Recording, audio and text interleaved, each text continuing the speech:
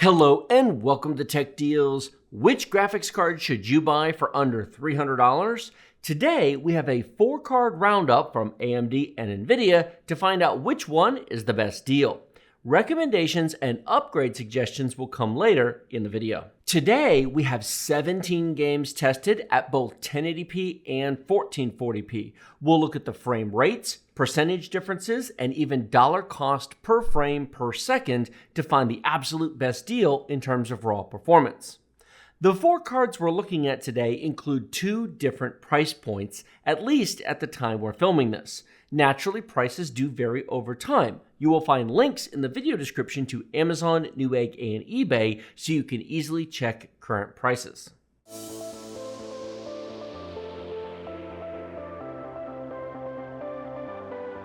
Today's video is brought to you by Ewin Racing, the best source for gaming chairs and desks for those long gaming sessions. We have a playlist of our Ewin chair and desk videos linked in the video description below. Save 30% off of everything using the discount code techdeals. More details at the end of the video. This is going to be a rather long video today. Timestamps are in the video description for reference. However, please consider watching the whole thing. The video was meant to tell a story. Plus, it helps us with watch time and it makes the YouTube bots happy. So with that being said, grab a drink, grab a snack, and let's get into it. First, a quick note before we get into the video today. The 40 series from NVIDIA has been announced. Not launched, but it has been announced. However, that is only for the 4080 and 4090 series of cards starting at $900. It likely will be a year before lower cost cards in the 40 series arrive from NVIDIA, so this video should remain useful until then. AMD has not yet announced the 7000 series. However, we do expect a similar high-end launch first, followed by lower-end cards about a year from now. Second, the prices for all 4 graphics cards have dropped about $30 each between the time the script was written and when it's being filmed. Such is the nature of making detailed comparisons. The relative comparisons remain accurate, however, since everything is more or less falling in price together. That brings us to today's video and graphics cards you can actually buy for a reasonable price. At the $250 level, we have the RTX 2060 from NVIDIA and the RX 6600 from AMD. These cards were released quite far apart. The 2060 all the way back in 2018. Yes, I will explain later in this video why this is still here. And the 6600 in 2021. Such is the crazy nature of the graphics card market in 2022. The RTX 2060 is the 6GB model. However, there is also now a 12GB model for about $35 more that's worth considering if you're leaning towards a 2060. The 2060 is now 4 years old. NVIDIA continues to produce and sell it because the fallout from the 2020 to 2022 crypto mining shortage of GPUs really wreaked havoc on this entire market. The RX 6600 from AMD is part of their RDNA 2 lineup of cards, 1 generation newer than the 20 series, being more designed to compete with the 30 series from NVIDIA. It has 8GB of VRAM, which is enough for 1080p for some time to come, and it's still very useful at 1440p, at least for a while. Both cards are about the same price today, $245 for the 2060 and $249 for the 6600. Stepping up to the $300 price point, we have 2 more cards to look at today. The RTX 3050 from NVIDIA is the entry-level card in the 30 series and was released in early 2022, so it is fairly recent. It has 8GB of VRAM and includes the full suite of RTX technology, including DLSS, ray tracing, modern video encoding and decoding, and more. The RX 6600 XT from AMD is effectively a 6600 with all the cores turned on. It also has 8GB of VRAM and the modern RDNA 2 features from AMD. While it does have ray tracing, it is not powerful enough to be all that useful. But in fairness, neither is the 3050s, so we won't be testing with ray tracing in any of these cards today. One key point to consider is that both NVIDIA cards provide the full 16 PCI Express lane connection to the CPU, Gen 3 on the 2060, Gen 4 on the 3050. Not that the 3050 remotely needs 16 lanes of Gen 4 to do its job, but it's there. Both AMD cards, on the other hand, feature an 8-lane Gen 4 PCI Express connection. Our test bench for these cards today is the i9-10900K. Our CPU is installed on a Gigabyte Z490 Aorus Master motherboard, which means all 4 cards are running at PCI Express Gen 3 speeds. 32 gigabytes of DDR4 4000CL19 RAM provides plenty of room for gaming, and our games were all installed on a premium NVMe SSD. We have a 360mm Corsair liquid cooler installed for those curious what's providing our CPU temps today.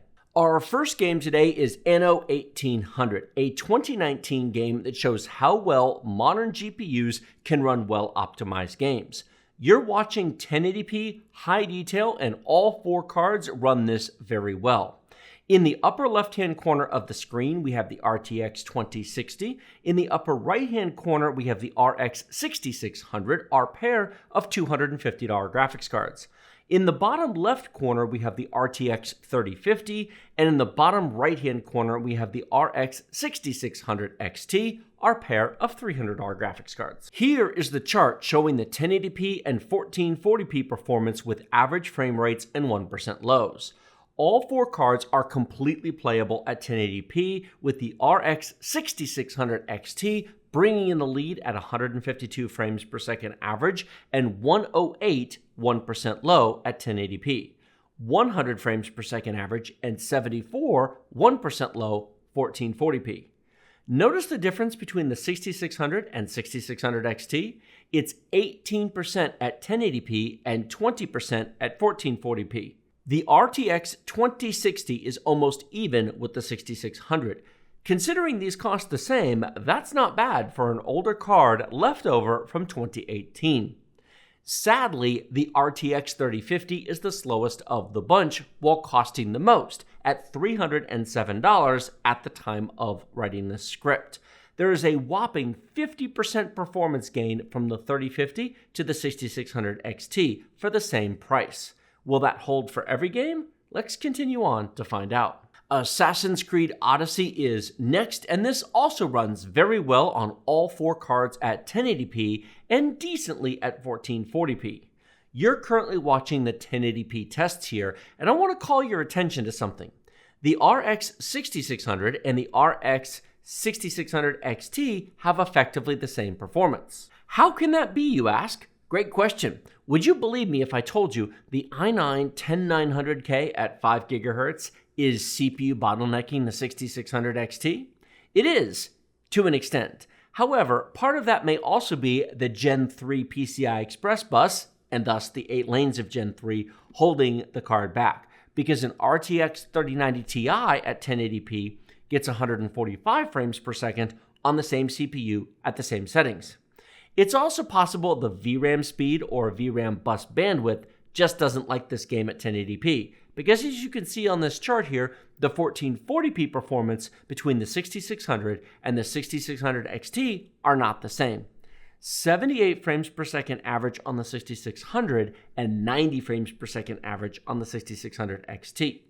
Both AMD cards beat both NVIDIA cards here, with the $250 6600 being faster than the $300 RTX 3050. Do keep in mind, despite all that I just said, this game is playable and smooth on all 4 cards at both 1080p and 1440p. So there are some bottlenecks here, but nothing that prevents you from playing the game. Moving on to Assassin's Creed Valhalla, you will start to see why we include both versions of this game. While Odyssey was perfectly fine at both resolutions on all 4 cards, Valhalla is not. You are watching 1440p high detail, and the 2 AMD cards are holding just over 60 frames per second, while the 2 NVIDIA cards are not. The NVIDIA cards struggle to hold over 30 frames per second in the 1% lows, and frankly would not be an enjoyable gaming experience here. Now you could set the game to medium detail and turn render resolution to 75%, but what's the point? Switch to 1080p and get much better performance and enjoy much better world detail. Here's the chart for both resolutions, and while the AMD cards do run at 1440p, I'd argue they would be much better at 1080p for these situations where smooth gameplay matters more than the resolution in an action game like this. Borderlands 3 is running at 1080p here, and it is smooth on all 4 cards. However, that does not make them equal. The AMD cards once again run away here with the performance crown, easily faster than the NVIDIA options in both average and 1% lows. Looking at the chart, the 6600 at 1080p is 33% faster than the 2060, which is noticeable enough to care about. However, the real story here is the 6600 XT versus the 3050. Oh, NVIDIA, what were you thinking? The 6600 XT is 80% faster than the 3050. This isn't even close. Why, oh why, is the 3050 $300? At 1440p, the 6600 XT is 67% faster than the 3050. Not quite as much, but enough to put these two cards into different leagues of performance. Call of Duty Modern Warfare remains a highly popular game with millions of active players each month. Here, you're looking at 1440p, and all 4 cards are able to maintain 60 frames per second average in live multiplayer gameplay. This is where a note of caution is required. These were 4 different matches played on the live server. They are not recordings or replay files, so real-time interaction was being tested. This provides for a better overall benchmark, but it does mean they aren't 100% directly comparable, as no 2 matches are alike. So consider these generalized numbers that can and will vary, sometimes greatly, from battle to battle. Also, live gameplay takes a lot longer to test than built-in benchmarks, so some of the games were only tested at 1440p to conserve benchmarking time. This takes more time to test these numbers than I suspect many people realize, and 17 games is a lot to test on 4 cards, so there are no 1080p numbers here. The RTX 3050 averaged 66 frames per second with a 48 1% low. This is not ideal, but it is absolutely playable if you're just wanting to have some fun on a Saturday night and you don't take the game too seriously. Play it at 1080p and you'll get much better performance. Or you could just buy the RX 6600 XT and get 113 frames per second average, 85 on the 1% low, and simply not have to care. Again, the 6600 XT is 75% faster than the 3050. Yikes! The real value here may very well be the 6600 non-XT, as it does 99 frames per second average, 68 1% low, which is absolutely plenty for most people outside of competitive gaming. Cyberpunk 2077 is an interesting game. If ever there was a game that screamed, buy an RTX 3090, it's this game. 1440p ultra-wide, ray tracing to ultra, sit back, relax, and enjoy the movie, and you've got 100 hours of fun in front of you. I know, I've done 2 full playthroughs of this game with over 350 hours played. On these cards, no ray tracing, no ultra detail, and at 1440p, frankly, unacceptable performance. All 4 cards are strictly 1080p in this game, even the 6600 XT. Dirt 5, on the other hand, is completely playable at 1440p on all 4 cards. Sure, the 6600 XT wins again here, a theme you should be used to by now. However, the 3050 manages to hold 62 frames per second average and a 53 1% low, which is not epic, but it's not terrible either. Detail settings and resolutions are personal choices. You can get a lot of these numbers to move based upon your tolerance of smooth performance versus detail settings. Adjust as you prefer, of course. F1 2020 is crazy easy to run, and it's due to be retired from our benchmarks, probably to be replaced by Forza Horizon 5. Let me know in the comments if there's a different racing game that you'd prefer. This is 1080p, and I'm showing it to you so that you can see how crazy high the numbers really get. 311 frames per second average on the 6600 XT. Really, what more needs to be said here? On the low end, the 3050 isn't the bottom end card for once, with the 2060 actually coming out slower. Go figure. At 1440p, it only manages to provide 124 frames per second average. So there is that. Far Cry New Dawn, the full price DLC expansion to Far Cry 5, is next. If you've watched any of my benchmark videos, you know what I'm going to say next. Yes, I know it wasn't full priced, and yes, I know it wasn't DLC, but I'm contractually obligated to say that. If it's funny once, it's funny every time. Side note, we really should have Far Cry 6 here. However, I never did get it tested on the NVIDIA cards. However, to give you a point of comparison, at 1440p, the RX 6600 ran Far Cry 6 at 74 frames per second average, and the 6600 XT ran it at 101. New games are harder to run than old games. Film at 11. New Dawn runs fine on all of these cards, and Far Cry 6 would run fine on all but the 3050 at 1440p. You may very well need 1080p on the 3050 to get solid performance. Gears 5 is next. This is 1440p and performance is great. We have over 60 frames per second on all the cards and around 60 frames per second 1% lows. No issues here whatsoever. Since I need to have something useful to say to provide time for the benchmark to run and the chart to show up, I'll just say that this game also will leave our benchmark suite soon. Suggestions for replacements are welcome in the comment section below. Ghost Recon Breakpoint, one of my favorite games to be annoyed at in 2018. Yes, there's a story behind that. No, there really isn't time to share it today. I will just say that this game was really unoptimized at launch and it was very hard to run. Now, it's smooth and fast on hardware that it would have choked on at launch. All but the 3050 is solid at 1440p here, and the 3050 is really not that bad. However, I have enough time in this game to tell you that it'll be worse when it really counts. Play it at 1080p on the 3050, but the other three cards are just fine at 1440p. 99 frames per second on the 2060, 119 frames per second on the 6600, 84 on the 3050, and a whopping 138 on the 6600 XT. Those are impressive numbers. The 1% low on the 3050 is why I would suggest 1080p on that. It really won't hold 64 frames per second in real gameplay when it counts. Horizon Zero Dawn, the PC version of the hit PlayStation 4 game that is harder to run than its PS4 origins would otherwise indicate. We are getting around 60 frames per second on the 2060, 3050, and 6600, and 80 frames per second on the 6600 XT, all at 1440p resolution. This is definitely playable, but the 1% lows will drag down performance to levels that might make you think twice. I think 1080p is a better choice for all four of these cards. You'll get better overall performance and a nicer experience.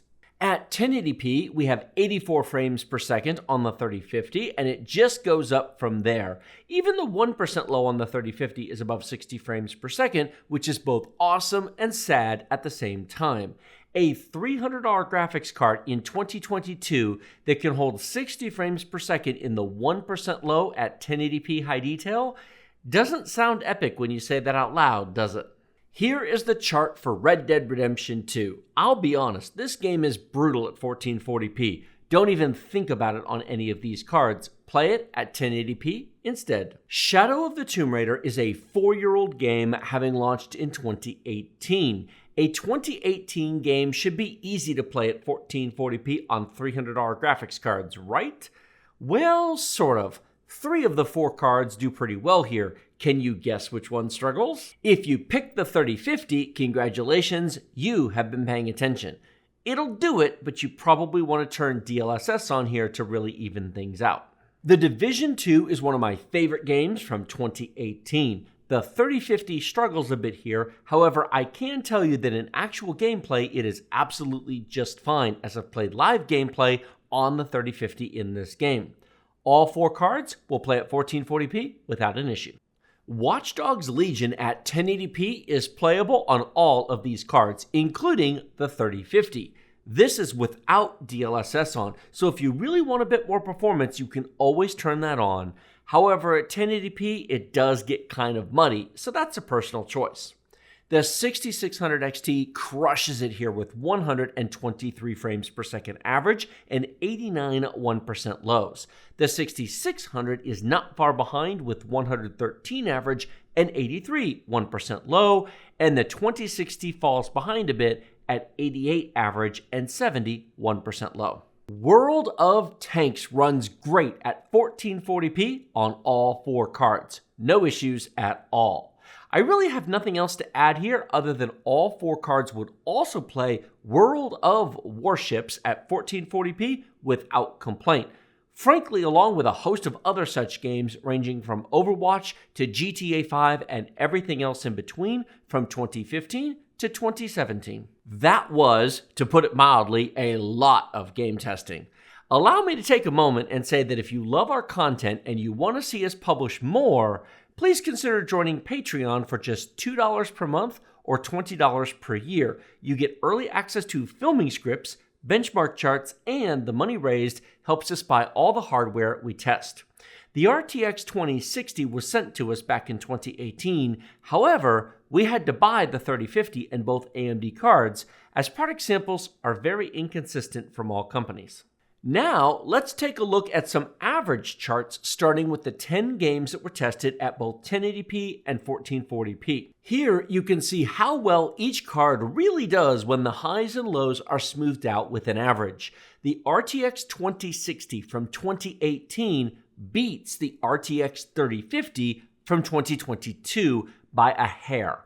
108 to 101 at 1080p and 77 to 73 at 1440p. Keep in mind, these averages don't take into account some more modern games. If you want to play Elden Ring, for example, you might want to plan on 1080p or step up one card level. The AMD cards are simply a cut above the NVIDIA cards, as should be obvious looking at this chart. The 6600 averages 134 frames per second at 1080p and 94 frames per second at 1440p. That's remarkable for a $250 graphics card, even considering these aren't the newest, most demanding games. The RX 6600 XT is faster at 142 and 111 respectively. However, is it actually the best deal? That's what the next chart is for. This chart might require a bit of an explainer. I quoted the price of each card at the start of the video, but as a quick reminder, the 2060 is $245, the 6600 is $250, the 3050 is $307, and the 6600 XT is $300. These were the Amazon or Newegg best prices in the United States at the time this script was written. Naturally, they'll shift over time. If we take those prices and divide them by the average and 1% low frame rates in the prior slide, you get the dollar numbers on this chart right here. Lower prices are better. It means you're paying less per frame per second provided by the card. The worst deal here is the RTX 3050, which should surprise no one who watched this whole video. At $3.04 per frame at 1080p, it is not twice the price of the RX 6600, which costs $1.86 per frame, but it sure is close. To put it another way, it is 63% more expensive per frame delivered, taking into account performance and cost. That's dreadful, and NVIDIA should be ashamed to release such a poor deal today. At 1440p, the 3050 is $4.21 per frame versus $2.65 per frame, a 59% higher cost for the 3050 over the 6600. I won't do all of the math and read out the numbers on the 1% lows, but you can see all of those numbers here if you'd like to. Moving on to the question of, is the 6600 XT worth the $50 over the 6600? It really isn't. Not at $250 and $300 respectively. However, it's not that far off, and if you want that little bit of extra performance for 1440p gaming, I would spend the extra $50 to get the 6600 XT. Or maybe even the 6700 XT, but that's a conversation for another video. Otherwise, for 1080p gaming, the 6600 is just fine. $2.11 per frame per second on the 6600 XT at 1080p is amazingly close to the $2.27 from the RTX 2060, which is not a result I suspect many of you would have guessed. The 2060 is only 7% more expensive per frame per second than the 6600 XT is, so it's worth considering if you really want NVIDIA drivers or features. The 2060 12GB card might also be worth considering, as it has the core count of the 2060 Super, but the VRAM memory bus of the 2060, just doubled in size to 12GB.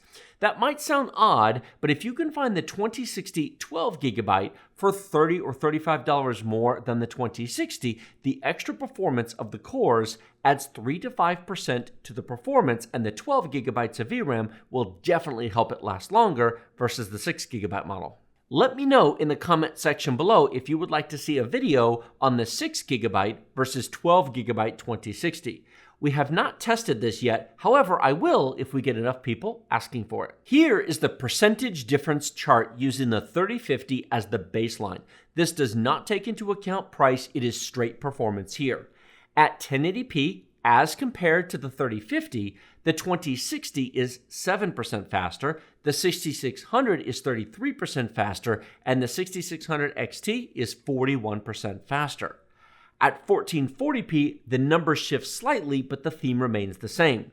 As compared to the 3050, the 2060 is 5% faster, the 6600 is 29% faster, and the 6600 XT is, surprise, surprise, 52% faster. That's impressive. The 6600 XT is a good deal if you want that extra bit of performance. However, the real star here is the 6600. At $250 or less, it may very well be the best price to performance ratio card for sale new on the market today. Now that brings me to the upgrade advice section of this video. The RX 6600 is the focus here, and based upon your comments out there, I know a lot of you still have RX 580 or GTX 1060 level cards. Many of you have older cards ranging from the 970 to the R9 380X, all of which were good in their day, but they are all showing their age today. I want to caution you all. If you put an RX 6600 into a Ryzen 5 1600, Ryzen 7 1700, i5 6400, or even an i7 7700 at 1080p, you're going to find a lot of games where your CPU is your limit to performance, not the graphics card. The oldest CPU that I'd advise installing this into would be a Ryzen 5 3600, yes, a Zen 2, or an i7 8700K. Anything older than that, and you're really not going to get your money's worth out of it. If you do have a Ryzen 5 1600 or an i5 6400 or something similar, to be blunt, you need a whole new PC, not a new graphics card. If you hear that and your first thought is, how bad can it really be? Let me show you something. This is Far Cry New Dawn 1080p on the 6600. Look closely at the GPU usage percentage in the top left corner. It's ranging from 76% to 88% because the i9 10900K is CPU bottlenecking it at 1080p. The CPU just can't keep the card fed with enough data to keep the GPU busy. Yes, let me say that again because I'm sure a few of you leaned forward in your chair and thought, wait, what? The i9 10900K, the 10-core 20-thread 10th generation i9 CPU from Intel running at 5 GHz, costing $500, released in 2020, prevented the $250 RX 6600 from running at full speed in 1080p. For those of you who honestly don't know, a Ryzen 5 1600 or 2600 or an i5 6400 is substantially slower in all respects versus this i9. Even a Ryzen 5 3600 or an i7 8700K is going to be slower, so expect 5 to 10% less performance from either of those two latter CPUs. Now, wait a minute, you say. Maybe it's really because this is a Gen 4 card installed on a Gen 3 system. Yes, that's probably part of it, a small part of it. An i9 11900K on a Z590 board, both of which are Gen 4, might very well run this a bit better. But then again, the 11900K is a faster CPU, so there's that. Regardless, the Ryzen 5 3600, if it's not installed on a B550 or X570 motherboard, and the i7 8700K sure aren't Gen 4 either. The 1600 and 6400 definitely aren't Gen 4. So really it's a moot point. Just to completely beat the poor horse to death, let me make the point. This is an RTX 3090 Ti on the exact same system. Same 1080p high detail, and the poor graphics card is bored out of its mind, running below 50% usage at times. Now, to be completely fair, the 3090 Ti does average 138 frames per second, which is an increase of 11 frames per second over the 127 that the 6600 manages. That's likely for two reasons. The 3090 Ti benefits from extremely fast GDDR6X VRAM, and it can use all 16 lanes of the PCI Express bus, whereas the 6600 is limited to just 8. Having said that, 11 frames per second is less than a 10% difference. A $1,200 3090 Ti is effectively the same speed as a $250 6600 because both cards are being held back by the i9 10900K. In short, your CPU matters for 1080p gaming, even on a $250 graphics card, and don't let anyone tell you otherwise.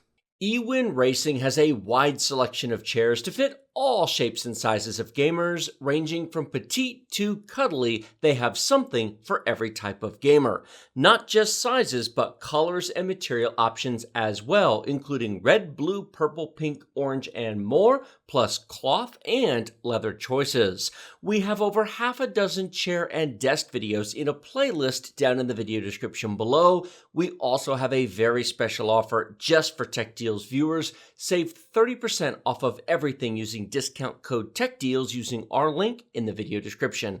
We have used Ewin gaming chairs for 3 years in our office, sitting on them for up to 8-hour marathon live streams. They are very comfortable, and we are happy to work with Ewin to bring you this special discount and recommend Ewin for all of your gaming chair and desk needs. One more thought before we go.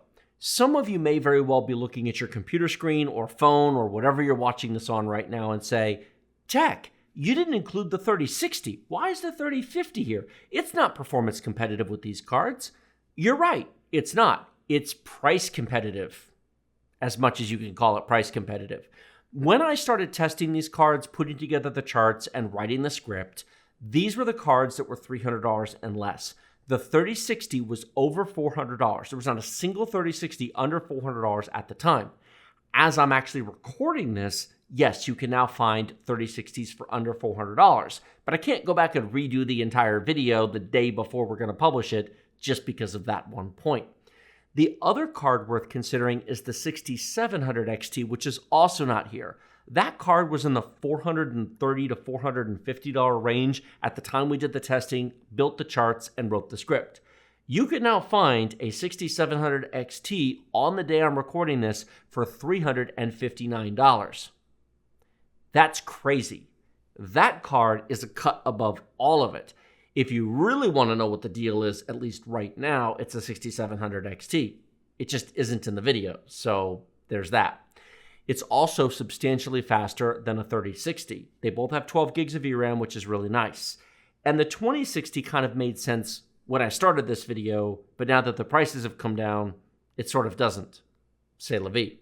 In any case, thank you all so very much for watching to the very end. 2 gold stars for all of you still here. Like this video if you like it. Share it with your friends if you love it. Remember to subscribe to the channel. There's a big button down there for that. Please use it.